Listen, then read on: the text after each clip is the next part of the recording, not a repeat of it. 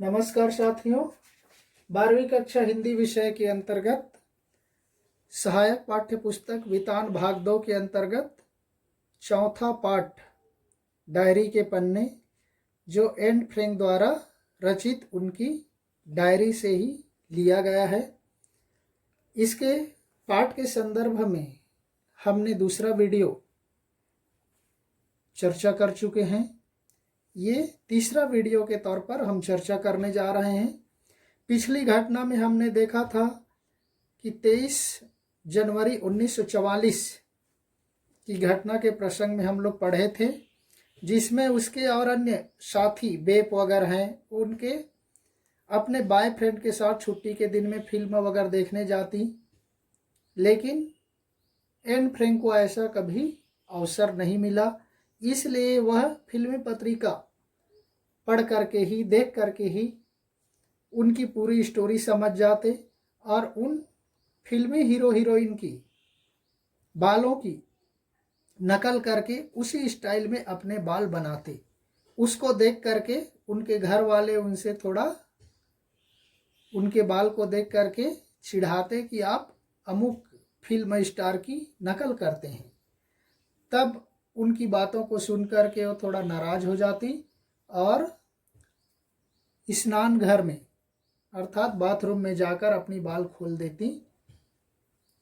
अब आगे चलते हैं। बुधवार 28 जनवरी 1944 की घटना में फिर वह अपनी गुड़िया किट्टी को संबोधित करते हुए कहती हैं, मेरी प्यारी किट्टी, तुमको मेरी बासी खबरें सुननी पड़ती हैं। कहने लगते कि ये मेरी बासी खबरें यानी पुरानी समाचार, पुरानी बातें बार बार आपको सुननी पड़ती हैं।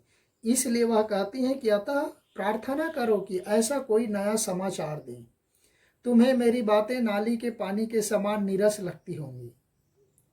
और वह कहती हैं कि मेरी बातें आपको जैसे कोई नाली के पानी की तरह स्वादहीन लगता होगा। लेकिन कहती हैं कि मैं क्या करूं, मैं भी तो बाध्य हूं कि प्रतिदिन वही सब कुछ तुम्हें सुनाऊं। खाने के समय यदा कदा राजनीति की बातें अथवा अच्छे खाने के अतिरिक्त प्रायः प्रतिदिन उनकी मम्मी व मिसेज वानदान की बचपन की उन कहानियों को सुनना पड़ता है जिनको हम 1000 बार सुन चुके हैं।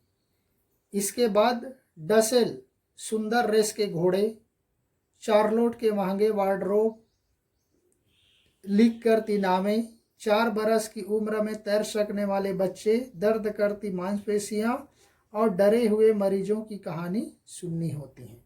मतलब मिस्टर डसेल, मिसेज वानदान परिवार वाले, ये सब लोग अपनी बचपन में जो घटनाएं उनके जीवन में घटी, उन घटनाओं को ही बार बार सुनाते रहते थे, क्योंकि नया सुनाने के लिए उनके पास कुछ भी नहीं था। इसलिए वो 1000 बार सुन चुके हैं।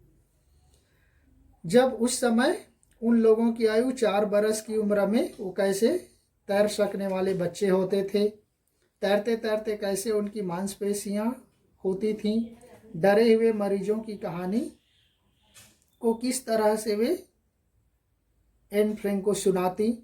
हम 8 को सबके किस्से याद हो गए हैं। जितने भी 8 लोग वहाँ पर थे, सबको उनकी कहानी याद हो गई है। एनेक्सी यानी उस उपभवन में नया या ताज़ा सुनने सुनाने को कुछ भी नया नहीं बचा है। इसलिए वह कहती है, मैं तो प्रयास करती हूँ कि किसी के किस्से में बीच में न टोकूं।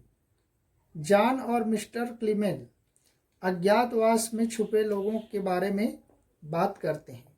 हम लोगों को उन सब की तकलीफों से हमदर्दी है जो गिरफ्तार हो गए हैं। उन लोगों की खुशी में हम खुशी मनाते हैं जो कैद से मुक्त हो गए हैं।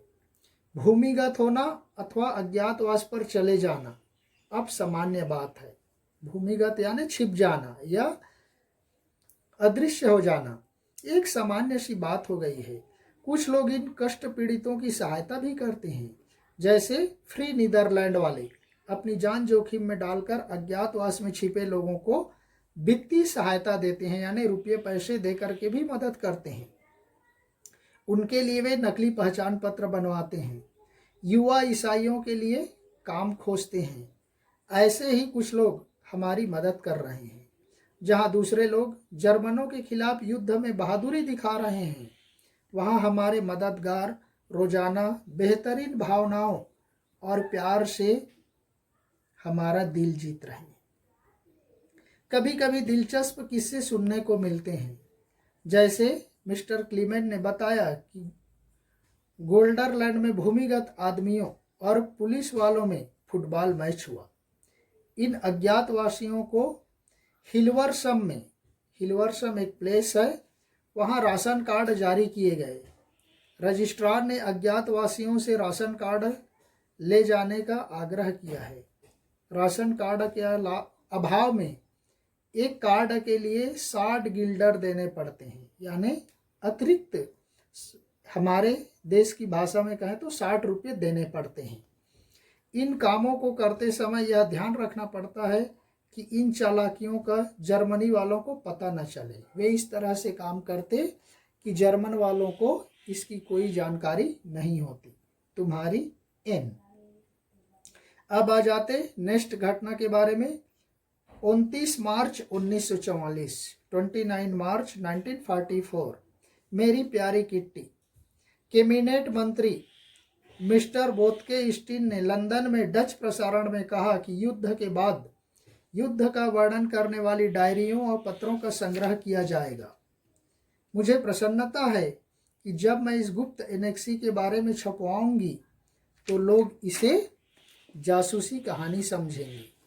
जब उस मंत्री के द्वारा लंदन में डच में प्रसारण करवाया गया और उस प्रसारण को सुन करके लगा कि अब जो भी युद्ध के समय की डायरी लिखी जाएंगी उन डायरियों को छपवाया जाएगा और छपवाने के बाद उसको प्रसारित किया जाएगा।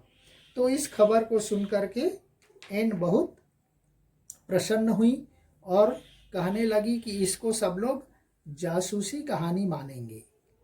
यहूदियों के रूप में अज्ञातवास में रहते हम लोगों के बारे में जानने की लोगों की उत्सुकता होगी। मैं तुमको बताऊं कि हवाई हमले के समय औरतें कैसे डर जाती हैं। पिछले रविवार को ब्रिटिश वायुसेना के 350 वायुयानों ने इज्मो ईडेन पर 550 टन गोला बारूद बरसाया तो हमारा घर हवा में घास की पत्तियों की तरह कांप रहा था, क्योंकि वह युद्ध का समय था। ये खबर तुमको प्रिय नहीं लगेंगी। लोगों को सामान खरीदने के लिए लाइन में लगना पड़ता है। वहाँ चोरी आम बात है। हाथ में अंगूठी पहनना भी लोग छोड़ चुके हैं, यानी कोई सोने चांदी की अंगूठी पहनते तो उसको रास्ते चलते लूट लिया जाता होगा। छोटे छोटे बच्चे भी चोरी करते हैं।